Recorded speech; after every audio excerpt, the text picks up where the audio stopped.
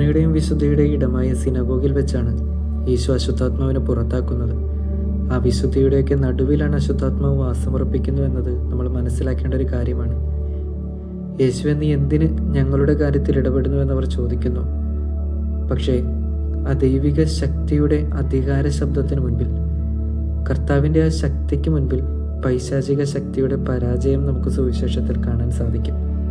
എന്താണ് ഈ പൈശാചിക ശക്തി എന്ന് നമ്മൾ അറിഞ്ഞിരിക്കുന്നത് നല്ലതായിരിക്കും. നമ്മൾ ഇഷ്ടപ്പെടാത്ത എന്തോ ഒന്ന് നമ്മുടെ ഉള്ളിലിരുന്ന് ചില സമയങ്ങളിൽ നമ്മളെ നിയന്ത്രിക്കുന്നു. നന്മയുടെ നടുവിൽ വിശുദ്ധിയുടെ മുഖം മൂടി അണിഞ്ഞ് മറ്റുള്ളവരെ കബളിപ്പിക്കുന്ന നമ്മുടെ ഉള്ളിലുള്ള തിന്മയുടെ ശക്തിയോടാണ് ഈശോ പറയുന്നത്, അവനെ വിട്ട് പുറത്തു വരിക. നമ്മുടെ ഉള്ളിലെ നമ്മൾ അറിയാത്ത, നമ്മൾ ആഗ്രഹിക്കാത്ത ആ തിന്മയുടെ ശക്തിക്കെതിരെ കർത്താവ് ഇടപെടണേന്ന് നമുക്ക് പ്രാർത്ഥിക്കാം. ഞാൻ നന്മയിൽ ജീവിക്കുന്നവനാണെന്ന് വിചാരിക്കുന്നുണ്ടെങ്കിൽ ആ മിഥ്യാധാരണ മാറ്റാനായിട്ട് നമ്മുടെ ജീവിതത്തിൻ്റെ നിയന്ത്രണം മുഴുവനായി ദൈവത്തെ ഏൽപ്പിക്കാം. ദൈവം നമ്മളെല്ലാവരെയും അനുഗ്രഹിക്കട്ടെ.